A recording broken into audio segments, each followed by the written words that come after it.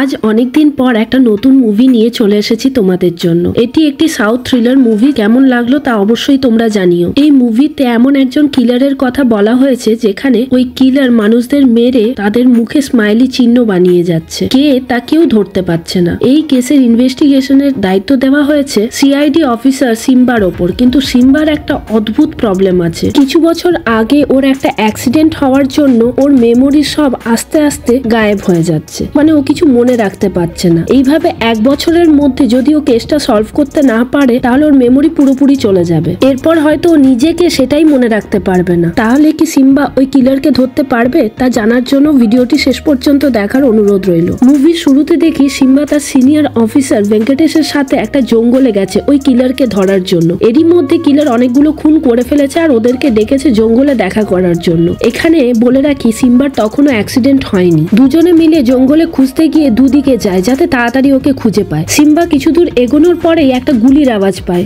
যা শুনে তাড়াতাড়ি ও দৌড়ে আসে। দেখে ভেঙ্কটেশ ততক্ষণে মারা গেছে। তখনই ওর গাড়ির সামনে দিয়ে একটা ট্রাককে যেতে দেখে। ওটা দেখে ও বুঝতে পারে কিলার হয়তো ওই ট্রাকেই আছে। তাই সে নিজের কার নিয়ে ওই গাড়ির পেছন করতে থাকে। এক সময় এক ভাঙা গাছে ধাক্কা লেগে ওর গাড়িটা উল্টে যায়। সেই সময় ওই কিলার এসে সিম্বাকে বলে, তোমরা কি ভেবেছিলে আমাকে এত সহজে ধরে নেবে? কোনো মতেই ধরতে পারবে না। আর রড দিয়ে সিম্বার মাথায় মারে। এর পরে সিন 5 বছর পরে দেখায়, যেখানে আমরা বুঝতে পারি সিম্বা ওই অ্যাক্সিডেন্টের পর বেঁচে তো গিয়েছিল, কিন্তু তার মেমোরি লস খুব তাড়াতাড়ি হচ্ছিল। যে কারণে ডাক্তার বলেছিল ওকে যাতে ও যা যা কিছু করতে যায় বা কিছু করার থাকে সেই জিনিসগুলো মনে পড়লে যেন রেকর্ড করে রাখে। তাহলে ওর মেমোরি লস যদি পরবর্তী মুহূর্তেই হয়ে যায়, ও রেকর্ড শুনে বুঝতে পারবে ওর কি করার আছে বা কি করা উচিত। সিম্বা তা শুনে রাজি হয়ে যায়। একটা ঘটনা ওর মাথার মধ্যে বারবার আসে, সেটা হচ্ছে একটা বাচ্চা মেয়ের ছবি যে সিম্বা আঙ্কাল বলে ডাকে সিম্বাকে। ওকেও এই স্মাইলি কিলার মেরে ফেলেছিল, যে কারণে সিম্বার ওর কথা মনে করার সঙ্গে সঙ্গেই অদ্ভুত এক রিয়াকশন হয়। ও ছটপট করতে থাকে। এই বাচ্চা মেয়েটা আসলে কে, এর সাথে সিম্বার সম্পর্ক কি তা আমরা পরেই জানতে পারবো। এর পরের সিনে আমরা দেখি সিম্বা তার নামে একটা বুক লঞ্চ করছে, যেখানে সে যে কেস সলভ করেছে তার উপর বেস করে কিলারের কিরকম মেন্টালিটি হওয়া উচিত সেই ব্যাপারে লেখা আছে। মানে কিলারদের মনস্তাত্ত্বিক দিকটাই তুলে ধরেছে। এই বইয়ের লাস্ট চ্যাপ্টার হয় দ্য স্মাইলি কিলার, যেটা পুরো খালি রেখেছে কারণ এই কেসটা তো এখনো সলভই হয়নি। ওই বুক লঞ্চ ইভেন্টে যে রিপোর্টার এসেছিল তার মধ্যে একজন সিম্বাকে জিজ্ঞাসা করে, আচ্ছা আপনি ওই স্মাইলি কিলার নামের চ্যাপ্টারটা খালি রেখেছেন কেন? ভেঙ্কটেশ স্যার মারা যাওয়ার আগে প্রেস মিটিং দেখে তো বলে গিয়েছিল ওই স্মাইলি কিলারের এনকাউন্টার করে দেওয়া হয়েছে। কেস যখন সলভ হয়েই গেছে তাহলে আপনার লিখতে অসুবিধে কি ছিল? তাহলে কি সত্যি ওর এনকাউন্টার করা হয়নি? ভেঙ্কটেশ স্যার সবাইকে ডেকে কি মিথ্যে কথা বলেছিল? এখনো কি ওই স্মাইলি কিলার বেঁচে আছে? এতগুলো কোয়েশ্চেন একসাথে শোনার পর সিম্বার হঠাৎ শরীর খারাপ হতে শুরু করে, কারণ ওর মেমোরি রিকল করতে একটু টাইম লাগে। এতগুলো কোয়েশ্চেন একসাথে করলে ও মনে রাখতে পারে না। এখানে একটা গল্প লুকিয়ে আছে। ভেঙ্কটেশ কিলারের হাতে মারা যাওয়ার আগের দিনই মিডিয়াকে দেখে ডিক্লেয়ার করেছিল যে ওই স্মাইলি কিলারকে এনকাউন্টার করা হয়ে গেছে। যেহেতু ওখানে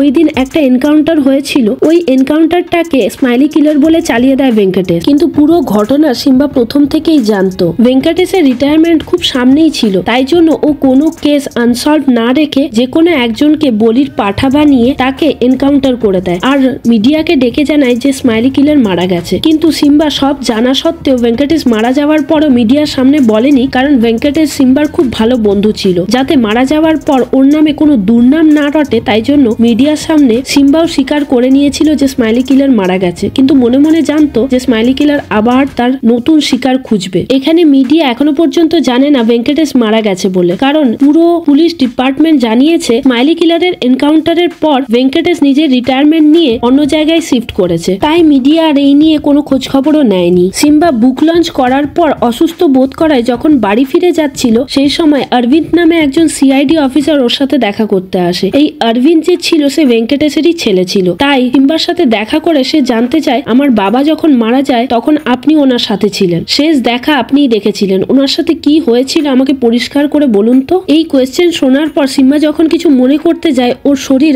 আরো খারাপ হতে থাকে, যা দেখে অরবিন্দ বলে, আপনার শরীর হয়তো এখন ভালো নেই, আপনি এখনের মতো চলে যান, মনে পড়লে কিছু অবশ্যই আমাকে জানাবেন। কিন্তু সিম্বা এরপর রাজু নামে একটি লোকের সাথে দেখা করে আর তাকে যথেষ্ট পরিমাণে টাকা দিয়ে জানায়, তুমি এমন লোকগুলোর খুঁজে বের করো নাম ঠিকানা যাদের অপরাধ তো প্রমাণ হয়েছে কিন্তু ডিপার্টমেন্টে কোনো রকম ঘুষ টুস খাইয়ে খুব তাড়াতাড়ি বেল নিয়ে বেরিয়ে গেছে, তাদের কারেন্ট কারেন্ট লোকেশন, তারা এখন কি করে, কোথায় থাকে, সবকিছু আমাকে লিস্ট বানিয়ে দিয়ে যাবে। সিম্বা অফিসিয়ালি তো খোঁজ খবর নিতে পারে না স্মাইলি কিলারের ব্যাপারে, তাই আনঅফিসিয়ালি কোনোভাবে যদি পাওয়া যায় তাকে, সেই চেষ্টা করতে থাকে। রাজু ওই রকম অপরাধীদের ফাইল তৈরি করে একসাথে সিম্বাকে দিয়ে যায়। সিম্বা ওই সব লোকেদের ওপর নজর রাখতে শুরু করে যারা অপরাধী প্রমাণ হয়েছিল কিন্তু বেশি দিন জেলে ছিল না। সেরকমই একজন লোক যার নাম ওই ফাইলে ছিল, রাতের বেলা বাইকে করে আসার সময় তার পেছনে ওই স্মাইল কিলারের ট্রাক লেগে যায়। কিছুক্ষণ পর ওই স্মাইল কিলার ওই লোকটিকে মেরে ডাস্টবিনে ফেলে দিয়ে যায়। পরের দিন সকালবেলা সবাই যখন ওই ডেড বডিটা দেখে বুঝতে পারে ওই স্মাইল কিলার 5 বছর পর আবার ফিরে এসেছে। তাহলে কি স্মাইল কিলার মারা যায়নি আগে? পুলিশ কি মিথ্যে কথা বলেছিল ওর এনকাউন্টার করে দেওয়া হয়েছে বলে? এই সব মশলাদার নিউজ তো মিডিয়াতে ভরে ভরে ছড়ানো হতে থাকে। এই কেসের দায়িত্ব অরবিন্দের ওপর দেওয়া হয়, কারণ কি পুলিশও একদম ভাবাচাকা খেয়ে গিয়েছিল, ভাবছিল এটা কি আবার সেই স্মাইল কিলার নাকি অন্য কেউ যে স্মাইল কিলারের কপি করা শুরু করেছে 5 বছর পর সবার সামনে ফেমাস হওয়ার জন্য। এরপর অরবিন্দ আবার সিম্বাকে ফোন করে আর বলে, আপনি এর আগে আমার বাবার সাথে থেকে অনেকটা সময় ধরে স্মাইলি কিলারের ব্যাপারে অনেক ইনফরমেশন জোগাড় করেছিলেন। আপনার যদি কোনো অসুবিধে না থাকে তাহলে প্লিজ আমাকে একটু এই ইনফরমেশন গুলো শেয়ার করবেন, যদি স্মাইলি কিলারের ব্যাপারে আরো কিছু আমরা জানতে পারি। আসলে এখানে একটা খুন হয়েছে যা পুরো স্মাইলি কিলারের প্যাটার্নের মতোই করা হয়েছে। এখন দেখার আছে এর আগে যে স্মাইলি কিলার ছিল সেই এই খুনটা করেছে না নতুন কেউ আবার স্মাইলি কিলারের রূপে ফিরে এসেছে। তখন সিম্বা জানায়, আমার পক্ষে যতটা সম্ভব ততটা হেল্প করার চেষ্টা করব। প্রায় 5 বছর পর সিম্বা আবার তার পুরনো অফিসে ফিরে এসেছে। এতদিন পর্যন্ত ও পুরো ছুটি নিয়েই বসেছিল। ওকে দেখে অফিসের সবাই ভীষণ খুশি হয়, কারণ ও খুব এফিসিয়েন্ট অফিসার ছিল ওর সময়ে। এতদিন পর্যন্ত ও আনঅফিসিয়ালি ইনভেস্টিগেশন করছিল স্মাইলি কিলারের ব্যাপারে। এরপর থেকে ও অফিসিয়ালি ইনভেস্টিগেশন করা শুরু করলো। সিম্বা অফিসে পৌঁছলে ওখানের অফিসাররা সমস্ত পোস্টমর্টম রিপোর্ট আর যা যা রিপোর্ট ওদের কাছে ছিল তা দেখিয়ে সিম্বাকে বলে, 5 বছর আগের যে স্মাইলি কিলার ছিল সে যেভাবে এক একটা মার্ডার করতো, যেভাবে সব লাশগুলোকে এক জায়গায় ফেলতো, পুরো একইভাবে ফেলা হয়েছে, পুরো একই রকমই ভাবে এক্সিকিউট করা হয়েছে পুরো প্ল্যানটাকে। যা শুনে সিম্বা বলে, এটা একভাবে দেখে কখনোই বলা সম্ভব না এটা ওই স্মাইলি কিলারই করেছে। আমাদেরকে আরো মাইনিউটলি চেক করতে হবে, আরো ভালোভাবে নজর রাখতে হবে। এই সময় রাজু তার বাড়িতে নিউজ পেপার দেখে বুঝতে পারে যেই ফাইলগুলো সিম্বা স্যারের কাছেও পৌঁছে এসেছিল তার মধ্যে এই লোকটাও ছিল যার মারা যাওয়ার খবর আজ নিউজ পেপারে বেরিয়েছে। সে তাড়াতাড়ি সিম্বাকে ফোন করে জানায় যে আপনার কাছে যে ফাইলগুলো পাঠিয়েছিলাম তার মধ্যে এই লোকটিও ছিল যার মার্ডার হয়েছে রিসেন্ট। সব শুনে সিম্বা বলে, ওই কিলার হয়তো জানতে পেরেছে আমি এই সব লোকগুলোর খোঁজ খবর নেওয়া শুরু করেছি। এক কাজ করো, তোমার মনে কোথাও যদি কোনো ডাউট আসে কারোর পেছন করার সময় অবশ্যই আমাকে সঙ্গে সঙ্গে জানাবে। এর সাথে সাথে তুমি তোমার নিজের সেফটির দিকটাও খেয়াল রেখো। তার সাথে সাথে যে যে লোকগুলোর পেছন আমি তোমাকে করতে বলেছিলাম, নজর রাখতে বলেছিলাম, তার খবরগুলো টাইম টু টাইম আমাকে আপডেট দিতে থাকো যাতে কেউ জানতে না পারে। এরপরে আমরা দেখি একজন পাগল লোক মুখে স্মাইলি কিলারের ফেস বানিয়ে সিআইডি অফিসে ঢুকে বলছে, আমাকে ধরে নাও তোমরা, আমি সব খুনগুলো করেছি, আসলে আমি আসল স্মাইল কিলার। এইসব শোনার পর সিআইডি অফিসাররা ওকে ধরে তো নেয়, কিন্তু ওকে যখন সিম্বা দেখে জানায় এ কিছুতেই স্মাইলি কিলার হতে পারে না, নিজেকে ফেমাস করার জন্য এইভাবে সেজে এখানে এসেছে। এর আগে সিম্বাও কখনো স্মাইলি কিলারের মুখ দেখেনি। যখন অ্যাক্সিডেন্ট হয়েছিল তখন ওই স্মাইলি কিলারের পা দেখেছিল, পাটা যেভাবে ঠুকছিল মেঝেতে তা সিম্বার মনে ছিল। তা রিকল করার পর বুঝতে পারে ওই কিলারের পা কিছুতেই এই যে এখানে দোষী হিসেবে এসেছে তার সাথে মেল খেতে পারে না। তাই সে বলে এই লোকটি কোনোভাবেই ওই কিলার হতে পারে না। সিম্বা নিজে এই মার্ডারটাকে দেখে মনে মনে বুঝতে পেরেছিল এটা আর কেউ না, ওই আগে স্মাইলি কিলারই খুন করেছে। 5 বছর কোনো একটা কারণেও চুপচাপ বসেছিল, এখন আবার অ্যাক্টিভ হয়ে গেছে, এরপর আরো হয়তো খুন করতে থাকবে। এবার রাতে যখন রাজু তার বাড়ির দিকে যাচ্ছিল ওই স্মাইলি কিলার ট্রাক নিয়ে ওর পেছন করা শুরু করে। রাজু কোনোভাবে বুঝতে পারে ওর পেছন কেউ করছে, তাই খুব তাড়াতাড়ি ওর ঘরে এসে দরজাটাকে বন্ধ করে দেয়। কিন্তু তখনই ওর দরজায় কেউ নক করে বলে, তাড়াতাড়ি দরজাটা খোলো, আমি সিম্বা। আওয়াজ শুনে রাজুর একটু খটোমটো লাগে, তাই সে সিম্বাকে ফোন করে জিজ্ঞাসা করে, আচ্ছা স্যার আপনি কি আমার বাড়ির সামনে দাঁড়িয়ে আছেন? তখন সিম্বা বলে, না তো। রাজু বুঝতে পারে ঘরের সামনের দরজা তো কোনোভাবে বন্ধ করে দিয়েছে, কিন্তু পেছনের দরজা খোলা রয়ে গেছে, যে দরজা দিয়েই স্মাইলি কিলার ঢুকে পড়েছে ওর ঘরে। এরপর সিম্বার একটু খটকা লাগে, হয়তো রাজু কোনো বিপদে পড়েছিল, যার জন্য ওকে ফোন করেছিল। সঙ্গে সঙ্গে সিম্বা গাড়ি বের করে রাজুর বাড়ির দিকে রওনা হয়। বাড়িতে পৌঁছেও যায়। যখনই ওর ঘরের মধ্যে ঢুকতে যাবে তখনই সিম্বার মনে একটু খটকা লাগে, ও কি সঠিক বাড়িতে এসেছে? তাও ও দরজা খুলে যখন ভেতরে ঢোকে তখন মাস্ক পরা একটা লোক বলতে থাকে, যার মুখ দেখা যায় না, এটা রাজুর বাড়ি না, এখানে কোনো রাজু ফাজু থাকে না। যা শুনে সিম্বা ওখান থেকে বেরিয়ে চলে আসে, কিন্তু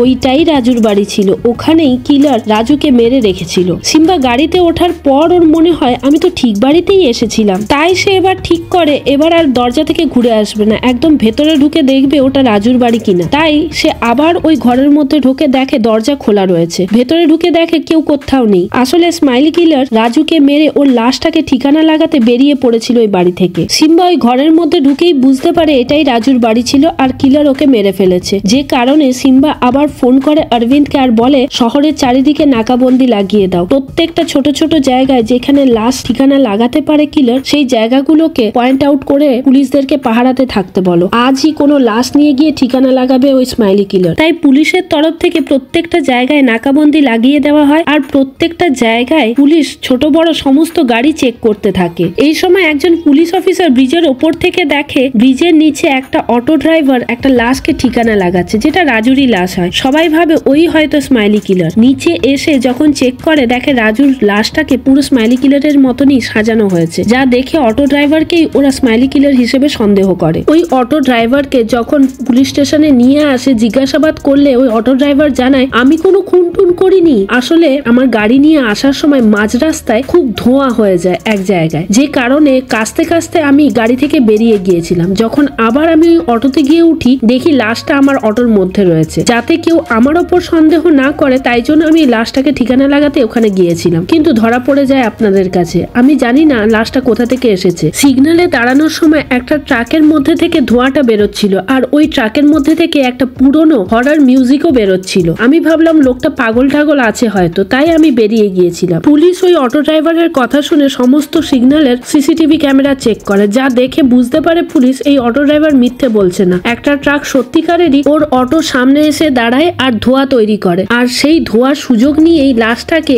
ওই অটোতে চালান করে দেয়। এরপর অরবিন্দ পুলিশ নিয়ে গিয়ে রাজুর ঘরটা খুব ভালোভাবে তল্লাশি চালায় আর রাজুর মেয়েকেও জিজ্ঞাসাবাদ করে। সেই সময় ওর মেয়ে জানায় আমার বাবার কাছে একদম টাকা পয়সা ছিল না, কিন্তু হঠাৎ করে কেন কে জানে বাবার কাছে প্রচুর টাকা আসতে থাকে। ওই টাকা দিয়ে আমার কলেজের ফিসও ভরে বাবা। এই টাকাটা রাজুকে সিম্বাই দিয়েছিল। এরপর রাজুর মেয়ে অরবিন্দকে একটা ফাইল দেয়, যেই ফাইলটা রাজু সিম্বার জন্য তৈরি করেছিল। ওই ফাইল দেখে অরবিন্দ বুঝতে পারে এই ফাইলের মধ্যে একজন এতক্ষণ পর্যন্ত মারাও গিয়েছে। রাজুর ফোন চেক করলে জানতে পারে লাস্ট কল রাজু সিম্বাকেই করেছিল, আর ওই সময় সিম্বার লোকেশনও রাজুর বাড়ির আশেপাশেই দেখাচ্ছিল যখন সিম্বাকে মারা হয়েছিল, যে কারণে পুরো সন্দেহ অরবিন্দের সিম্বার ওপর গিয়ে পড়ে। সমস্ত ফাইল পত্র মোবাইল নিয়ে গিয়ে সিম্বাকে গিয়ে অরবিন্দ বলে দেখুন আমি আপনাকে ভীষণ সম্মান করি, কিন্তু আপনার বিপক্ষে যে যে প্রুফগুলো রয়েছে এটা আপনি অস্বীকার করতে পারবেন না, যা দেখে আপনাকেই কিন্তু স্মাইল কিলার হিসেবে আমি চিহ্নিত করতে পারি। তাই আপনি ভালোই ভালোই বলুন তো আমার বাবার সাথে শেষ পর্যন্ত কি হয়েছিল।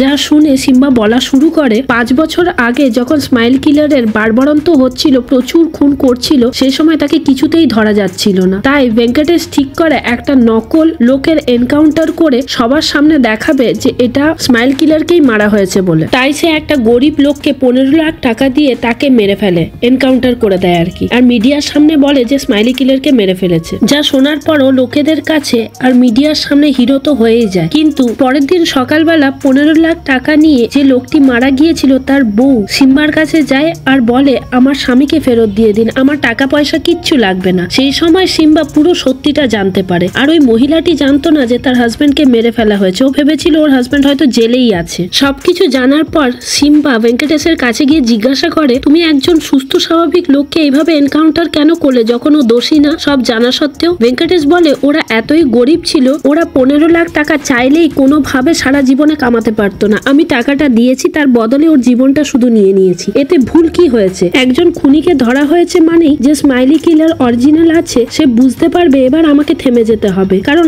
আসল খুনি তো ধরা পড়েই গেছে। এরপর আর পুলিশ ওর পেছনে ঘুরবে না আর খুন করাও বন্ধ হয়ে যাবে। যা শুনে সিম্বা আরো রেগে যায় আর বলতে থাকে তুমি কি মনে করো নিজেকে ভগবান? এই ক্ষমতা শুধু ভগবানেরই আছে কাকে মারবে আর কাকে রাখবে। তুমি একজন নির্দোষ লোককে শুধু মুধু মেরে ফেললে, যখন একজন সত্যিকারের দোষী সবার সামনে নির্দোষ হয়ে ঘুরে বেড়াবে, সবাই জানতে পারলে তোমাকে কি রাখবে আসতো?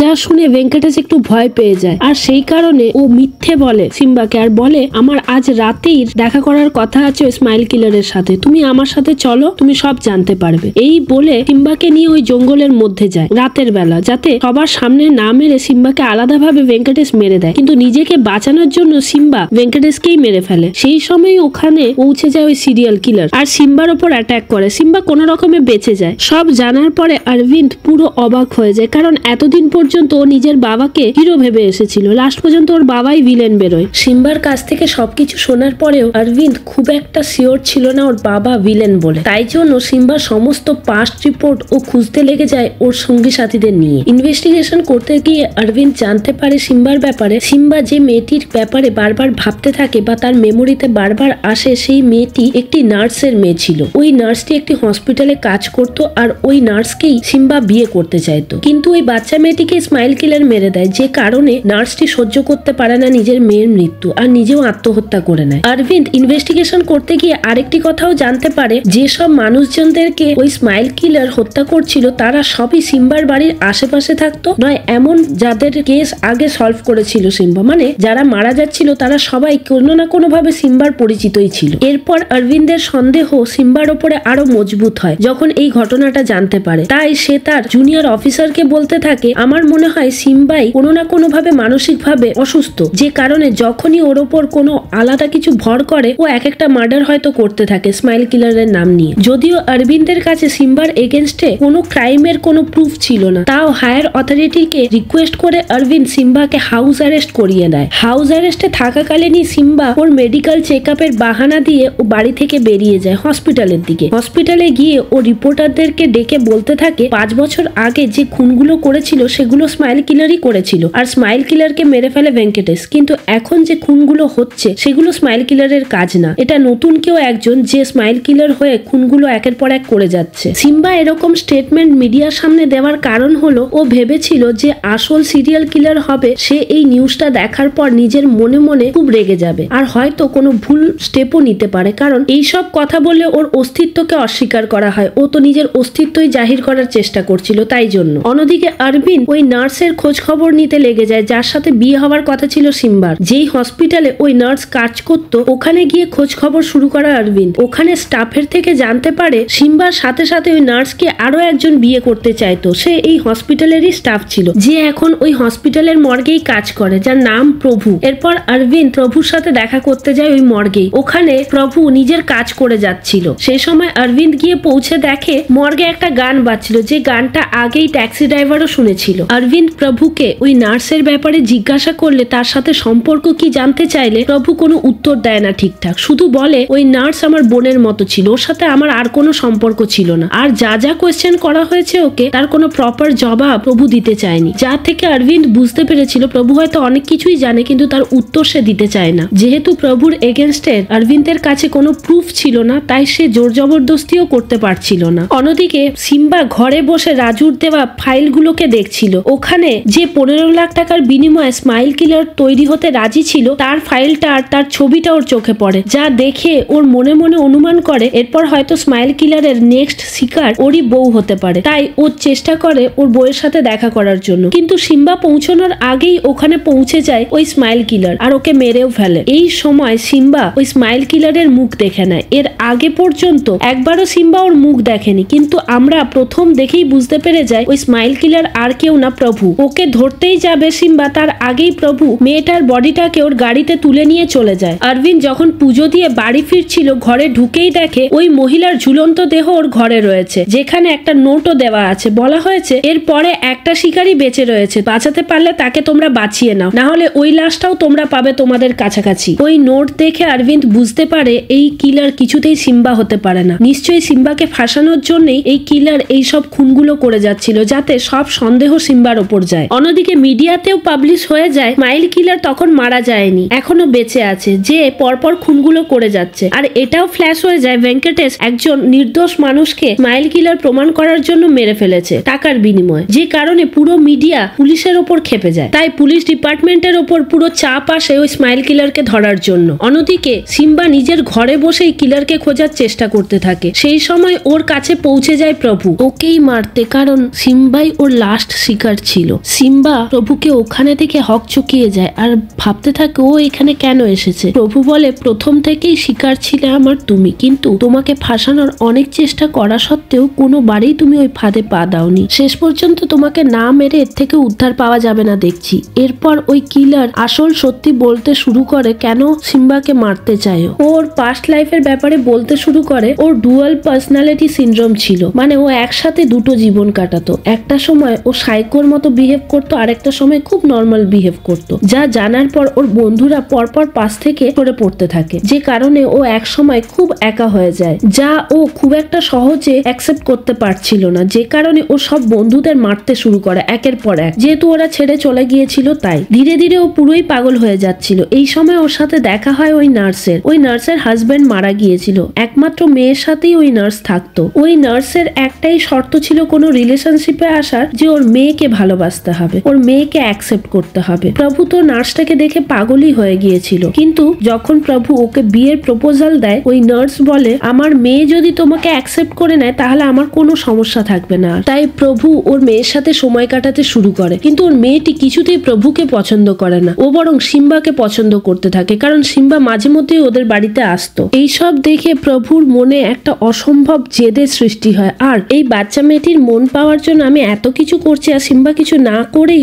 ওর সাথে এত ভালোভাবে মিশে যাচ্ছে। তাই যখন বাড়িতে কেউ ছিল না, ওই মেয়েটির কাছে যায় প্রভু আর গিয়ে বলতে থাকে আমি তোমাকে খুশি রাখার এত চেষ্টা করছি, কিন্তু তুমি আমাকে না পছন্দ করে কেন বারবার সিম্বার কাছে যাচ্ছ? আমার মধ্যে কি কম আছে? ওর রাগান্বিত চোখ দেখে মেয়েটি ভয় পেয়ে যায় আর দরজা খুলে পালাতে যায়, কিন্তু প্রভু ওকে ধরে ফেলে। ওই সময় রাস্তা দিয়ে যাচ্ছিল সিম্বাকে দেখে বাচ্চা মেয়েটি আওয়াজ লাগায়, আওয়াজ শুনতেও পায় সিম্বা। দাঁড়িয়ে যায় গাড়ি নিয়ে, চারিদিকে দেখতে থাকে, কিন্তু কাউকেই ও দেখতে পায় না। মেয়েটি চিৎকার করছিল বলে ওর মুখ চেপে ধরে প্রভু, যাতে সিম্বা না বুঝতে পারে। সিম্বা ওখান থেকে চলে গেলে প্রভু দেখে বাচ্চা মেয়েটির অনেকক্ষণ ধরে নাক মুখ চেপে থাকার কারণে মারা গেছে। এরপর সিম্বা ওই মেয়েটির লাশটি খুঁজে পায়। তারপর থেকেই সিম্বা মাঝে মধ্যে ওর মেমোরিতে রিকল করে দেখতে থাকে বাচ্চা মেয়েটিকে, আর ভয় পেয়ে যায় নিজের মনে মনেই। বাচ্চা মেয়েটির মৃত্যুর জন্য সিম্বা নিজেকেই দায়ী করে, কারণ ও মনে করে ও যেদিন আওয়াজ শুনেছিল ও যদি আরেকটু খোঁজাখুঁজি করতো হয়তো পেয়ে যেত, কিন্তু নিজের মনের ভুল মনে করে আর ও খুঁজতে যায়নি।